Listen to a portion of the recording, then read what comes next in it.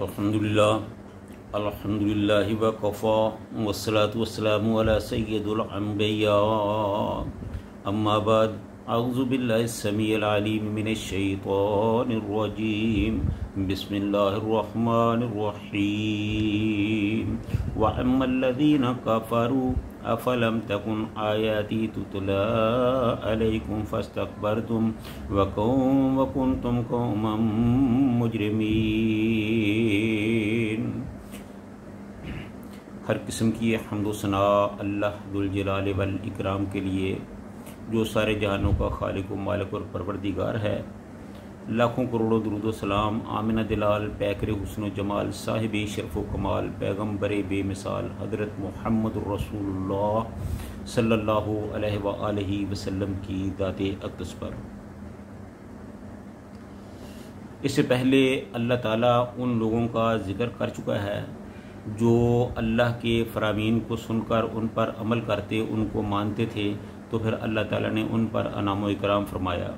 اب اللہ تعالیٰ ان لوگوں کا ذکر کر رہا ہے جنہوں نے اللہ تعالیٰ کا پیغام سن تو لیا لیکن اس پر عمل نہیں کیا، اس کو اگنور کیا، تو اللہ تعالیٰ ان کو ان کے انجام کے بارے میں بتا رہے ہیں، خبردار کر رہے ہیں۔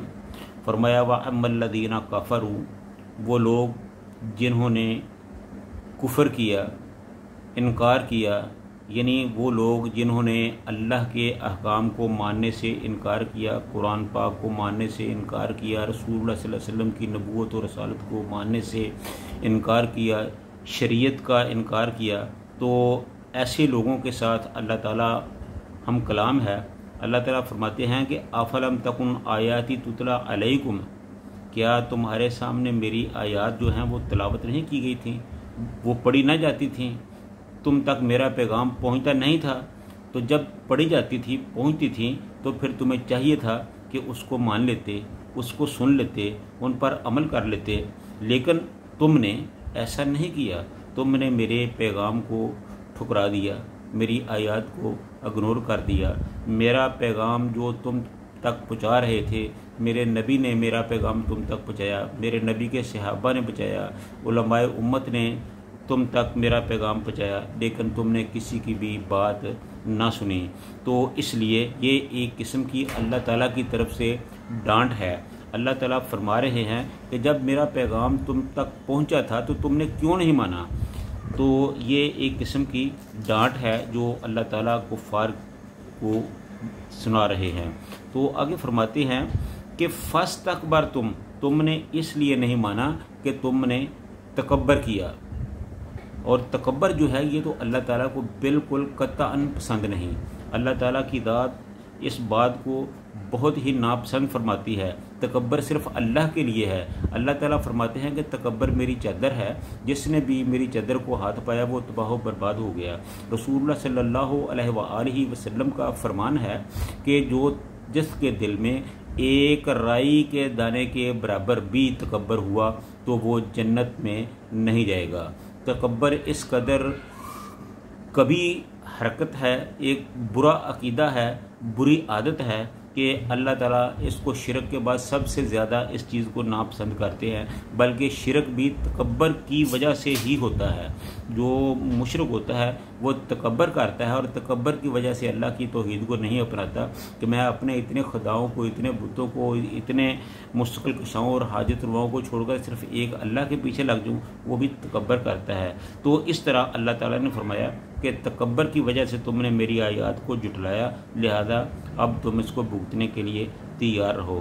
رسول اللہ صلی اللہ علیہ وسلم نے فرمایا کہ تکبر اس چیز کا نام نہیں ہے کہ نئے کپڑے پہنے جائیں، نیا جوتا پہنا جائے یا کوئی اس قسم کے اخراجات کیے جائیں، یہ تکبر کی علامت اور تکبر کی نشانی نہیں ہے۔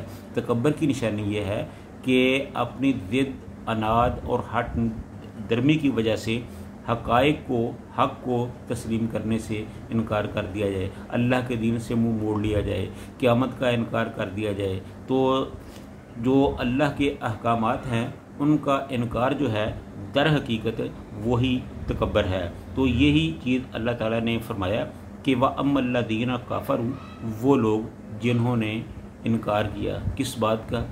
मुख्तसरन अल्लाह के दीन का, अल्लाह के अहकाम का। तो उन लोगों को अल्लाह ताला फरमाते हैं कि तुमने क्यों इनकार किया, इनकार की क्या वजह थी। अफलम तकुन आयाती तुतला अलैकुम, क्या तुम्हारे सामने मेरी आयात नहीं पढ़ी जाती थी, यानी कि क्या तुम तक मेरा पैगाम नहीं पहुंचा था, मेरा दीन तुम तक नहीं पहुंचा था। जब पहुंचा था तो फिर तुमने क्यों नहीं माना था। तो उस क्यों का जो जवाब है ना वो ये है कि फस्तकबर, तुम इसलिए नहीं माना था कि तुमने तकब्बर किया था। ए मुजरमों, तुमने तकब्बर किया था, तकब्बर की वजह से तुमने मेरे दीन को नहीं माना, मेरे पैगाम को नहीं माना। तो इसलिए अब तुम इसको भुगतने के लिए तैयार हो जाओ। वकुन तुम कौमम मुजरिमीन, तुम तो थे ही मुजरम लोग, तुम्हारा जहन ही मुजरमों वाला था, तुम्हारे जहन में कोई अखलाकी चीज़ थी ही नहीं, तुम मुजरम लोग थे, तुम्हारे जहन ही मुजरमाना थी।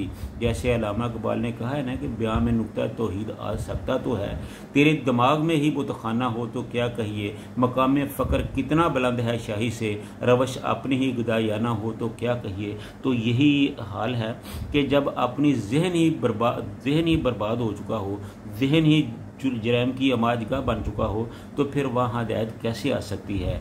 तो मेरे भाइयों, ये अल्लाह ताला हमें पैगाम दे रहा है कि मेरे साथ तकब्बर ना करो, मेरे दीन को तकब्बर की वजह से ना जटलाओ। जैसे ही मेरा कोई हुक्म तुम्हारे तक पहुंचता है, मेरे दीन का कोई मसला तुम तक पहुंचता है, हकायक तुम तक पहुंचते हैं, तो खुद को बड़ा ना समझो, मुझे बड़ा समझो, और मुझे बड़ा समझते हुए मेरे हकायक, मेरे दीन के जो हकायक हैं उनको तस्लीम करो और उनको अपना लो। इसी में तुम्हारा फ़ायदा है। अगर तुमने तकब्बर करते हुए मेरे दीन को ना अपनाया तो फिर क़यामत के दिन तुम्हें बहुत ज़्यादा सज़ा भुगतना होगी। तो इसलिए मेरे भाइयों, अल्लाह ताला से दुआ है कि अल्लाह ताला हमें तकब्बर और इन जैसे बुरे कामों से बचा के रखे, और अल्लाह ताला की अल्लाह और उसके रसूल की फरमाबरदारी की तौफीक अता फरमाए। व आखिरु दावाना अनिल हम्दुलिल्लाहि रब्बिल आलमीन।